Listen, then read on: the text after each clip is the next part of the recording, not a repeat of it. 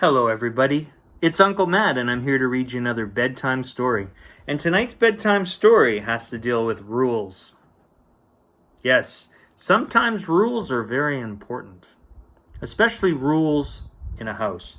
And this story is called Rules of the House by Barnett and illustrated by Matt Myers.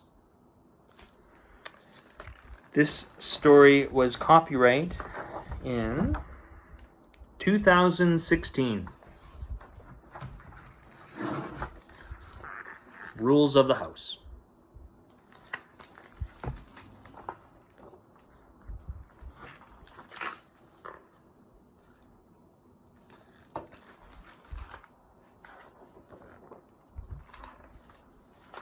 Here we go.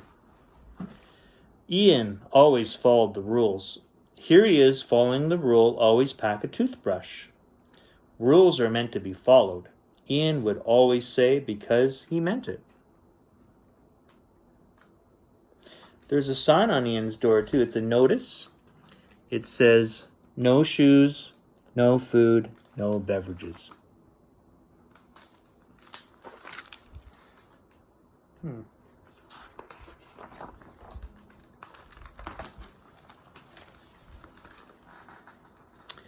Ian's older sister was Jenny, and she never followed the rules. Here she is breaking the rule, don't pinch. Jenny pinched me, said Ian. No, I didn't, said Jenny. Don't tell lies, said Dad as he pulled up to their vacation house in the woods. That is a very important rule.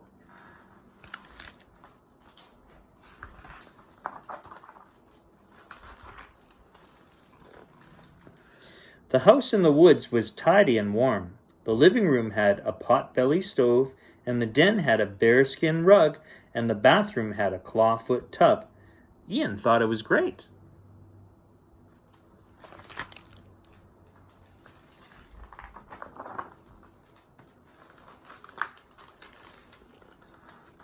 Best of all, can you see that okay? Best of all was a framed piece of paper in the hallway that said, the rules of the house. Look, said Ian, rules. You're such a toady, said Jenny, and then pinched him. Ouch, said Ian, you're not supposed to. Ouch. Ian drew a deep breath and read out the rules with gusto. The rules of the house. We trust you will respect the house by observing the following rules. Number 1, remove muddy shoes before you enter the house. Number 2, don't leave a ring around the bathtub drain. Number 3, replace any firewood you burn. And number 4, perhaps the most important rule, never, ever open the red door. And it says the management. Everybody got that, said Ian. Yes, Toady, said Jenny. Ouch, said Ian.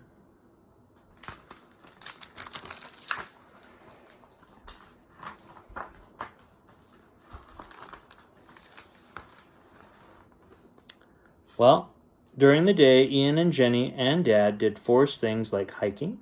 Ian kept to the marked trails. And swimming. Ian waited an hour after eating. And climbing trees. Ian climbed no branch higher than his head. But this is not a story about the forest. This is a story about the house.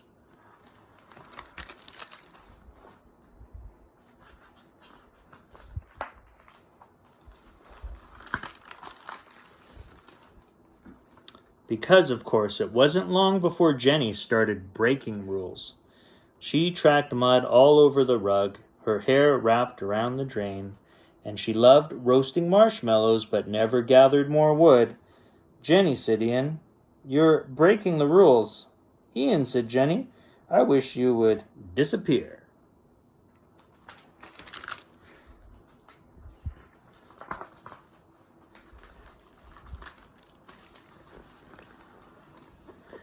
Ian pointed to the paper on the wall. You have already broken rules 1 through 3. So what, said Jenny, it's not even our house. Doesn't matter, said Ian, rules are rules, and rules are meant to be. Listen, Toady, Jenny moved toward the red door. If you say that one more time, I swear I'll open this door. Rules are meant to be. Jenny turned the knob. Ian shouted, rules are meant to be followed. Jenny flung the door open.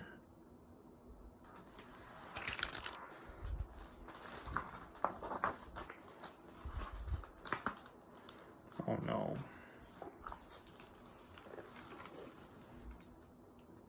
Nothing happened.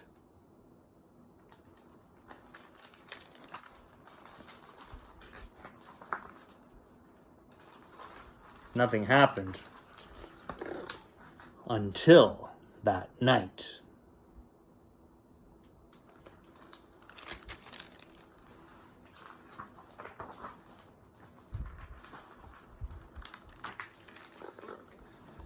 The rug was the first to knock on their bedroom door.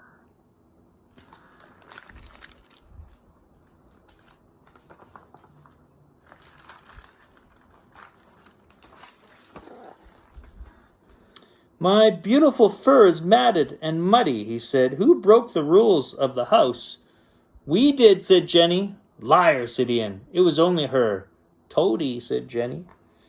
The rug smiled and said, I will have this rule breaker for my dinner.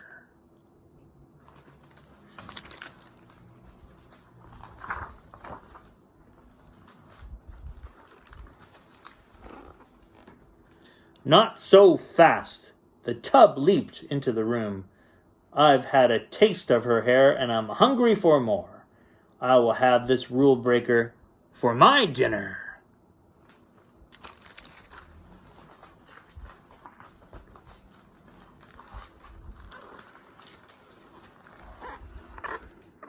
But what about me, said the stove. My belly is empty, and there is no wood downstairs.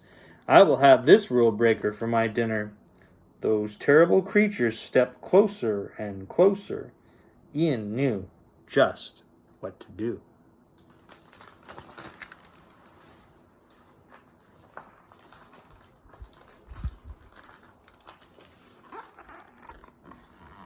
He grabbed his toothbrush and he ran away.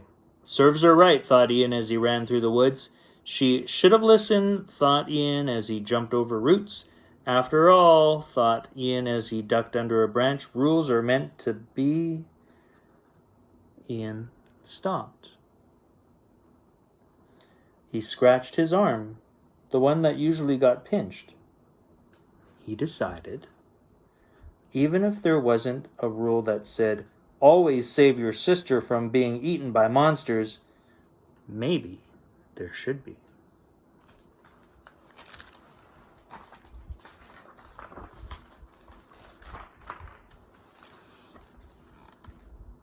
When Ian got back to the house, the creatures were all in the kitchen.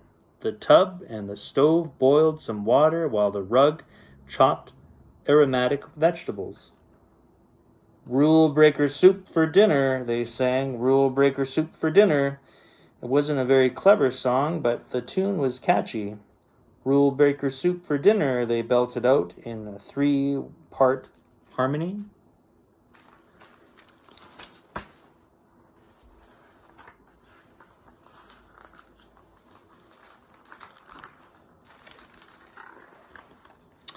Ian rushed into the kitchen. Stop, he said. Don't eat my sister.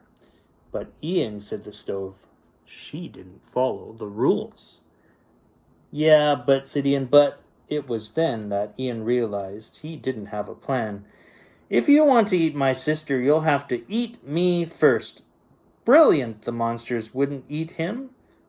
Ian always followed the rules.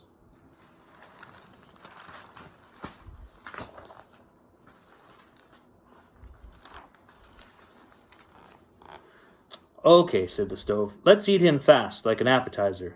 Apparently there were no rules about what monsters could eat. The creatures drooled as they drew closer. Ian backed against the wall and brained... Oh, I see. Let's read this again.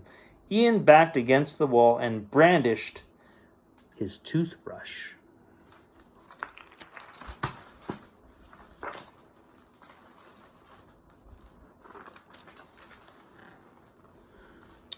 The monster stopped.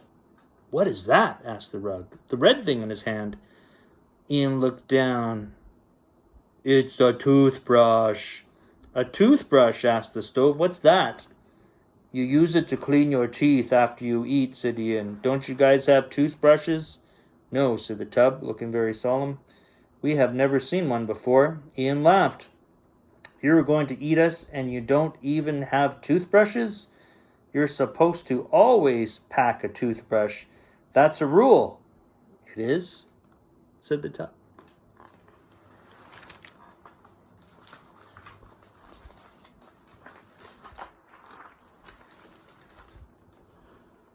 Yes, said Ian. You broke a rule. You're rule breakers. We are? Asked the rug.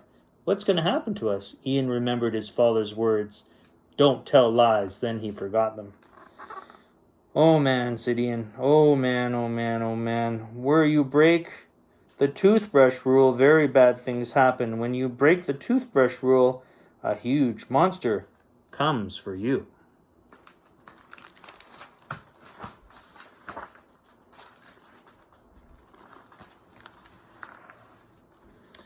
How big is the monster? Asked the tub. As big as you three put together, plus a little bit. Oh my, said the stove. Yes, said Ian. The monster has long hair and green eyes and sharp pink nails, and it creeps up behind you and gives you a pinch. Ian, said the rug. What is a pinch?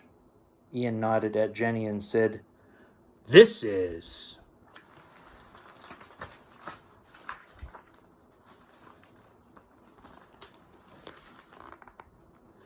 And Jenny gave each of the monsters a good hard pinch from behind.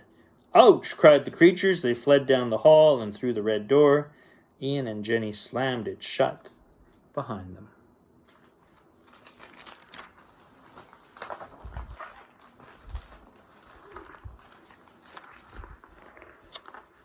Thank you, said Jenny. You're welcome, said Ian. You lied for me, said Jenny. So, said Ian. So isn't that against the rules?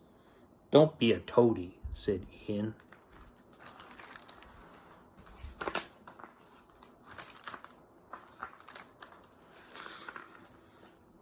Jenny pinched him, but it didn't hurt. The end. Well, glad those kids made it safely. That's all the time we have for Uncle Matt's bedtime story. I hope you enjoyed that story, and I'll see you next time. Goodbye.